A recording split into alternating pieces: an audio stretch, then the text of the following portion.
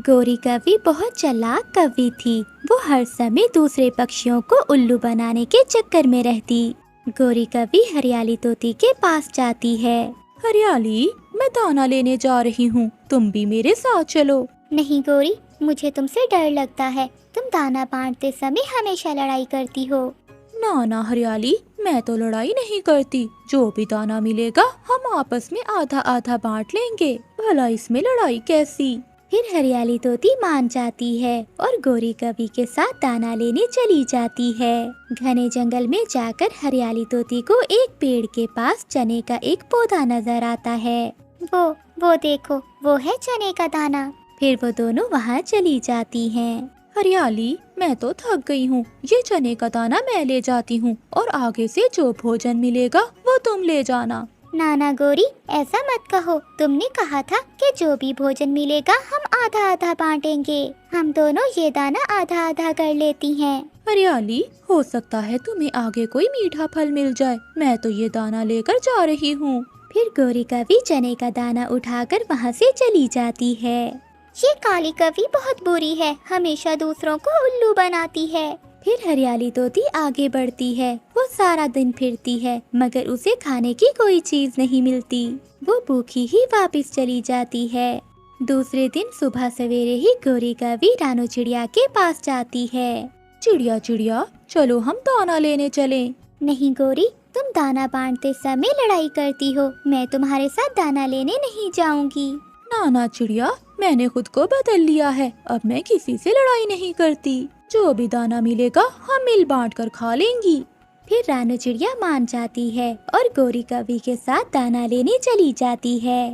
गोरी कवि और रानू चिड़िया उड़ते उड़ते दूर निकल जाती हैं। एक मकई का पौधा जिसके ऊपर 2 मकई के भुट्टे लगे हुए थे, रानू चिड़िया वो देख लेती है। गोरी गोरी, वो मकई का पौधा है, हम वहाँ जाते हैं। फिर रानू चिड़िया और गोरी कवि मकई के पौधे के पास जाती हैं। मकई का भुट्टा तो मुझे बहुत पसंद है। अब मैं क्या करूं? चिड़िया को कैसे बांट कर दूं? गोरी, क्या सोच रही हो? 2 मकई के भुट्टे हैं, एक तुम ले लो और एक मैं ले लेती हूँ। चिड़िया, मैंने ऐसी बात नहीं की थी। ये दोनों मकई के भुट्टे तो मैं ही लूंगी और इसके बाद जो मकई के भुट्टे लगेंगे वो तुम ले लेना। ये सुनकर रानू चिड़िया हैरान हो जाती है। गोरी, ये तुम क्या कह रही हो? इस पौधे पर तो दोबारा भुट्टे 3 महीने बाद लगेंगे। तुम मुझे इसी में से एक दे दो।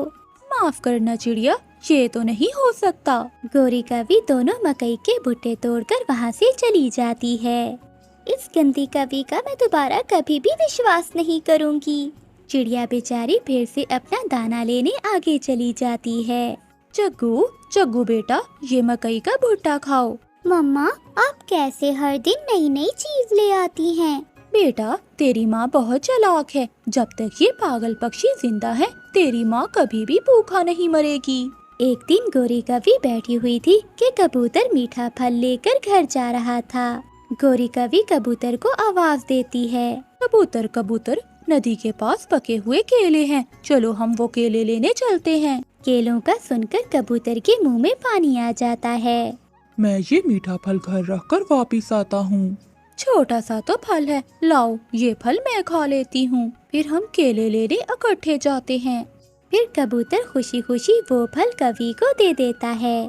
गोरी कवि वो फल खाती है और कबूतर से कहती है, गंदी आँखों वाले, अगर वहाँ केले होते तो मैं न खा लेती। मैं क्यों तुमसे ये फल लेकर खाती। फिर गोरी वहाँ से उड़ जाती है और कबूतर गोरी को जाता हुआ देखता रह जाता है। मगर अब सारे पक्षी गोरी से बहुत तंग आ चुके थे। एक दिन जंगल के सारे पक्षी बड़े पेड़ के नीचे इकट्ठे होते हैं। कोई भी पक्षी अब गोरी के साथ भोजन लेने नहीं जाएगा। वो हम सबको पागल समझती है। सुन लो, सब सुन लो। उस दिन के बाद कोई भी पक्षी गोरी कवि के साथ नहीं जाता। गोरी को तो भोजन ढूंढना आता ही नहीं था, इसलिए उसे भोजन ना मिलता। कबूतर कबूतर मेरे भाई, मेरे साथ आ जाओ, दाना लेने चलते हैं। ना, मैं नहीं जा सकता, तुम धोखेबाज हो। तोते तोते मेरे भाई, आ जाओ, दाना लेने चलें। मगर तोता वहाँ से उड़ जाता है। ऐसे कोई भी पक्षी गोरी कवि को मुंह नहीं लगाता और गोरी कवि को अपनी गलती का एहसास होता है। प्यारे दोस्तों, इस कहानी को लाइक, चैनल को सब्सक्राइब और अपने दोस्तों के साथ शेयर करना मत भूलिएगा। आपका धन्यवाद। गोरी कवि और कालू कौवा घर में बैठे हुए थे कि गोरी कवि की माँ आ जाती है। माँ, क्या बात है? आप मुझे कमजोर लग रही हो। हाँ बेटी, मुझे बहुत कमजोरी हो गई है। डॉक्टर ने कहा है किसी छोटे पक्षी का शोरबा बनाकर पियो, फिर ही तुम्हारे शरीर में कुछ ताकत आएगी। सुना है कालू जी, माँ जी को डॉक्टर ने शोरबा पीने को कहा है। क्या कोई नजर में है छोटा पक्षी? सासू माँ को शहर वाले जंगल से कोई मुर्गी का बच्चा लाकर शोरबा बना दो। जंगल में किसी छोटे पक्षी को पकड़ना बहुत मुश्किल है। बेटा, जब तुमने मेरी बेटी कफी से शादी की थी तब तो तुम बहुत बहादुर बन रहे थे। क्या तुम अपनी सास के लिए इतना छोटा सा काम भी नहीं कर सकते? कालू जी, मेरे सुंदर पति, माँ बीमार है, अब कुछ न कुछ तो करना ही होगा। कालू कौवा घर से निकलता है और रानू चिड़िया के घर के पास जाकर छुपकर बैठ जाता है। ये चिड़िया नदी से पानी पीने जरूर जाएगी। गुड्डू बेटा, आप यहीं पर बैठो, मैं अभी नदी से पानी पी कर आती हूँ। तभी वहाँ हरियाली तोती आ जाती है। चिड़िया, मैं तुम्हारे बेटे के पास बैठती हूँ और तुम जाओ नदी से पानी पी आओ। हाँ हरियाली बहन, मेरे बेटे का ध्यान रखना। फिर रानू चिड़िया नदी से पानी पीने चली जाती है और हरियाली तोती गुड्डू के पास बैठ जाती है। इसे भी अभी आना था, सारा काम खराब कर दिया इस तोती की बच्ची ने। किकी बेटा, मैं बाहर से दाना लेने जा रही हूँ, आप घर में ही रहना और बाहर ना निकलना। मम्मा, मैं घर में ही रहूँगा, आप जल्दी आना वापस।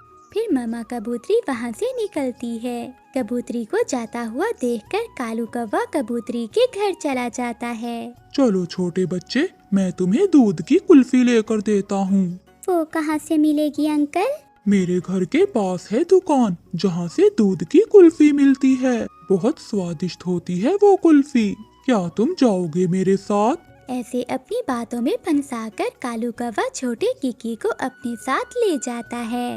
हरियाली तोती कबूतर के बच्चे को कौवे के साथ जाता हुआ देख लेती है।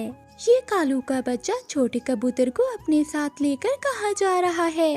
रानू चिड़िया भी नदी से पानी पीकर आ जाती है। चिड़िया चिड़िया, वो देखो, वो काला कौवा कबूतर के बच्चे को लेकर कहीं जा रहा है। हमें जाकर देखना होगा, कहीं वो कौवा उस छोटे बच्चे को नुकसान न पहुंचा दे। गुड्डू बेटा, आप घोंसले में पत्तों के नीचे छुप जाओ और बाहर न निकलना।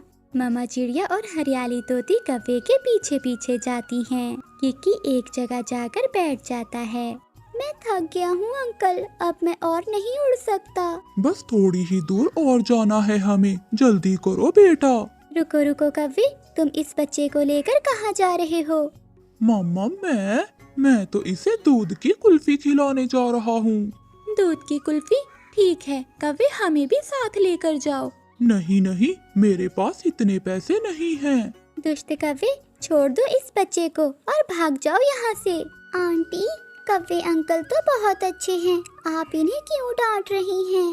नहीं बेटा, ये कौवा बहुत बुरा है, ये जरूर तुम्हें कोई नुकसान पहुँचाएगा।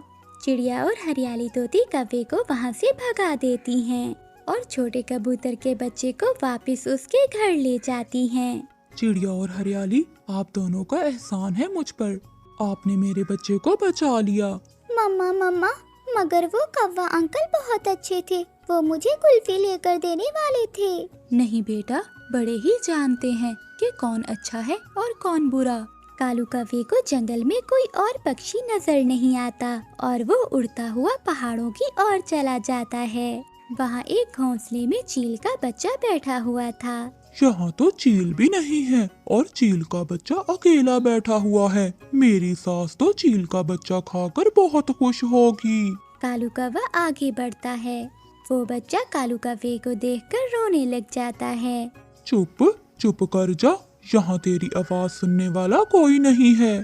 कालू कौवा छोटे बच्चे को साथ लेकर जाने ही वाला था कि पीछे से जालिम चील आ जाती है और अपने मजबूत पंजों से कौवे को उठाकर ऊपर ले जाती है और कालू कौवे को पहाड़ों पर गिरा गिरा कर मारती है। कालू कौवे के पंख टूट जाते हैं। बेशरम कौवे, मैं तुम्हें जिंदा छोड़ रही हूँ। ताकि तुम बता सको कि अगर चील से पंगा लोगे तो ऐसा ही हाल करूंगी मैं सबका। चील वहाँ से चली जाती है। हाय मेरे कालू जी, ये आपका पंख किसने तोड़ दिया? गौरी, ये सब तुम्हारी माँ की वजह से हुआ है। वो चील तो मुझे जान से मारने वाली थी। जब छोटे कबूतर को इस बात का पता चलता है तो वो अपनी माँ के गले लग जाता है। मम्मा, आपने सच कहा था कि बड़ों को पता होता है कि कौन अच्छा है और कौन बुरा। प्यारे दोस्तों, इस कहानी को लाइक, चैनल को सब्सक्राइब और अपने दोस्तों के साथ शेयर करना मत भूलिएगा। आपका धन्यवाद।